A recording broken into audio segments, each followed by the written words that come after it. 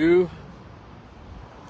I got a couple of minutes, y'all, before my client comes, so I want to say this really quickly. What's up, everybody? It's your man, Rico the Opinionist, and I'm just sharing opinions.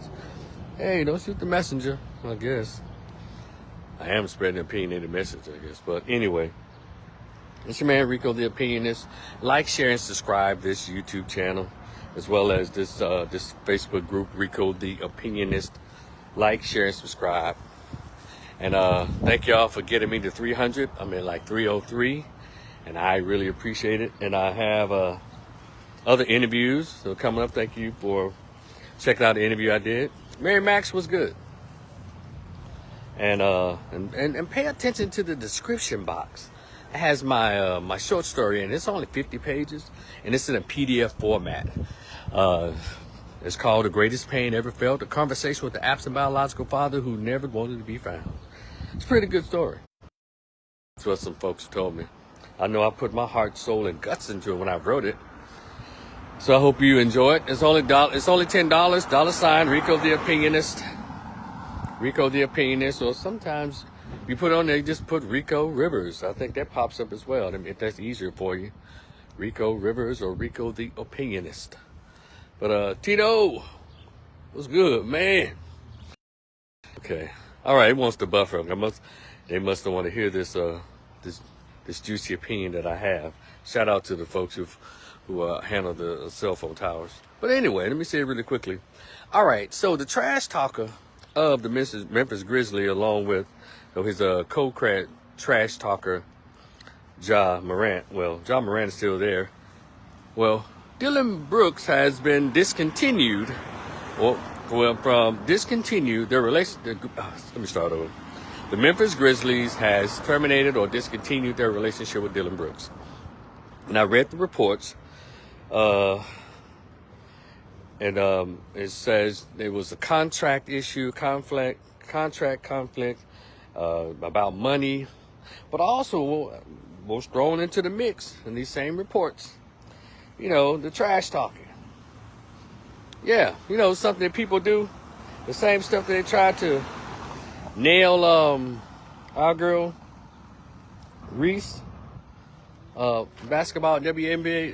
The LSU sister. Try to nail her to the cross about that. And something that people do in sports all the time, that is trash talk. And I saw the interview when Dillon Brooks told LeBron, man, you too old. Man, give me 40. Yeah. I think that might have offended old LeBron. Then he wrote some little tweet. And very interesting, after he put his tweet out, I guess after they beat the Lakers. After the Lakers beat the Grizz. And shut them out and sat them down for the season.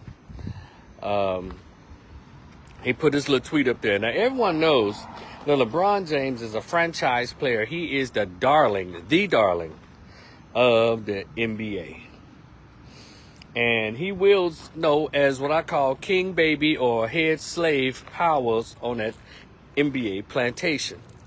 And when he starts whining and crying about something, well, wait a minute, bear with me. I don't know if y'all can still hear me or not, but I was buffering. So I'm standing right here and I'm going to finish the video right here. Okay. So as I was saying, LeBron James is a franchise player, and they make sure that everyone in the NBA kind of evolve around him, and what he says, goes. He's trying to rebuild the Lakers single-handedly. He gets to pick the people that he wants, and Anthony Davis got to be the lucky chosen one. I guess he's going to be,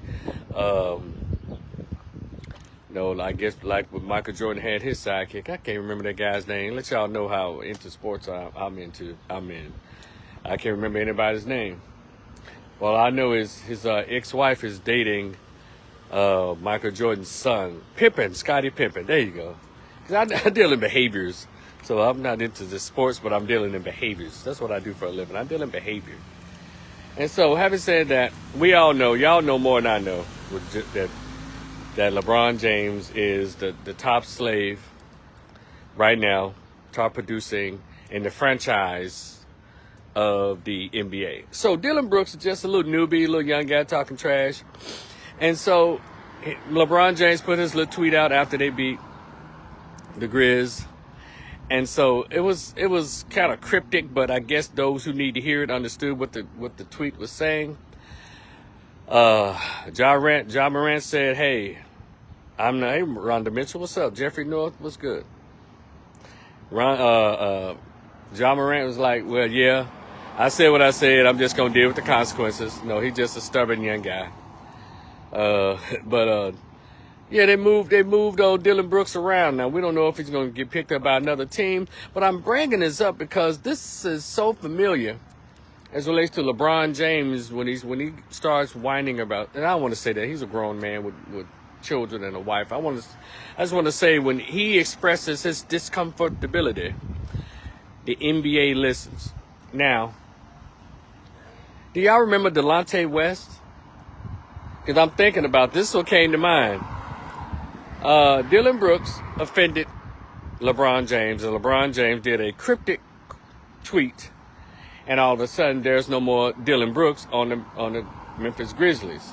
And they were saying, well, we don't do trash talk, and we're not going to ever do that again. Go back and kind of read the report, the statement that the Grizzlies top office made. We're not going to have that. I'm meeting on this and we will not be dealing with him, like, period, at all. I was like, well, damn.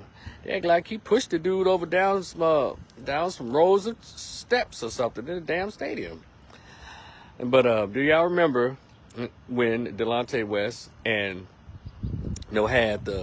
allegedly had the liaison with LeBron's then very wild, very thottish acting mom back there?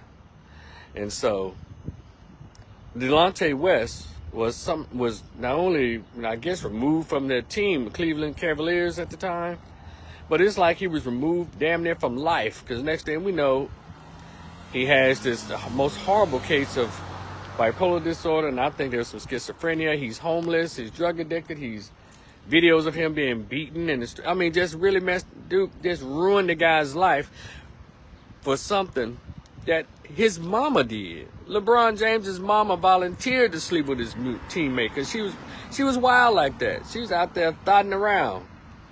And y'all remember in the games, he used to have to tell his mom, "Mama, sit your ass down." She'd get up, "Y'all get out my boy. Y'all stop Alamo." She used to clown. No dignity whatsoever. This was years ago. We haven't heard much from LeBron James's mama in years.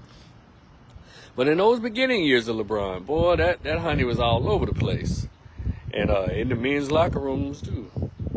And so, poor Delonte West had to be banished, and also his life be turned upside down because LeBron didn't check his mama. You gonna check your teammate. And LeBron at that time could have said, look, I don't want him out of the league, but no, I just don't want to be on a team with him anymore. No, he didn't. He reportedly, allegedly, where I think he said, no, not only get him off the team, and whatever else they did, he didn't say anything. He just kind of let the NBA just kind of dog that brother, and he hadn't really been able to really recover from that, and I feel badly for him. So, but of course you got these so-called sports lovers. It ain't what that's about, bro. It ain't what that's about. It's about the contracts. It's about this. You know what? I can appreciate that to all you sports lovers.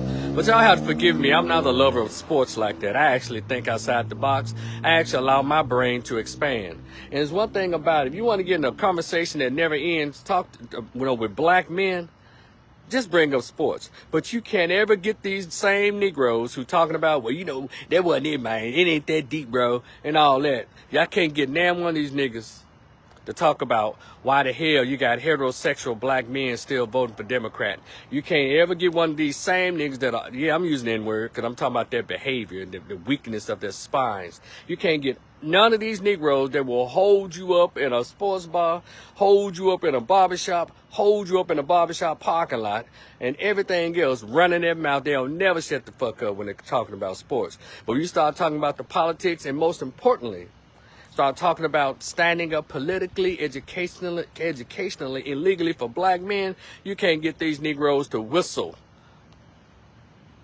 Well, sports, that seems to be the saving grace or the safe place for black men in America to talk. I'm talking about the masses of us. You got a few of us to stick out and talk about how black men are being dragged through the family courts, dragged through child support, dragged through the criminal justice system, but these Negroes that stand up and try to defend LeBron, defend a goddamn sports figure, oh, they don't never shut up.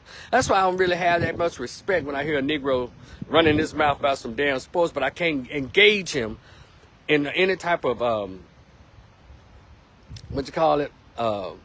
proactive measures when it comes to saving the lives of other black men, literally saving the lives of other black men and black boys. You cannot. You have black attorneys. You have brothers who have good jobs in major corporations. They will talk your ears off. I mean, go into damn near fisticuffs about some damn sports figure. But you try to engage them same Negroes about, hey man, let's get together and get these folks off our ass when it relates to child support and these cops pulling over black men and harass them. Can black men get together, including the same attorneys that be running their mouth about sports all the goddamn time? Can we get them to form a super PAC called the Innocence Project to get more black men out of jail who were wrongfully incarcerated? But you can't get a conversation like that from the masses of black men. Now, you want to talk about how big a black chick booty is? Oh, they won't shut the fuck up. You want to talk about something sexual about women? Oh, you won't give them to shut up. What else? You got this religious group. They want to sit around and talk about Jesus and God all day long. No, the pastors and the deacons. But you cannot, hear me out, you cannot engage the masses of black men. The ones who argue down about who got the best scorer, Michael Jordan or LeBron James. These Negroes don't never close their damn mouths. But if you try to engage them in something that actually to be relevant to the lives of black men and black boys, you can't. So that's why I don't take sports-loving Negroes seriously. Because, yeah, you want to learn, you know all the goddamn stats and scores and all that and salaries about these damn black athletes, but I can't engage you with your resources in helping us as black men out your damn self. So anyway, that's my opinion. I think LeBron wielded his wand and had that brother removed. Okay, I know y'all saying it, well, because he wanted more money and all that. They didn't want to deal with his contract. I'll accept that as well. But I know this is how I think because I understand the bullshit when I see it. Got it? All right, I'll stop right there. Y'all mess with your boy. Like, share, and subscribe. Like, share, and subscribe. My YouTube channel, as well as my Rico the Opinionist Facebook group. What else? Hey, fool with me if you're cool with me. It's listed at $ Rico the Opinionist or $ Rico Rivers. Same cash app. They're $10 for my short story. It's only 50 pages. And please leave me an email address because it's in PDF format so I can email it right to you. My client will be here in about 4 minutes. Y'all be cool. We'll talk later, all right? Peace.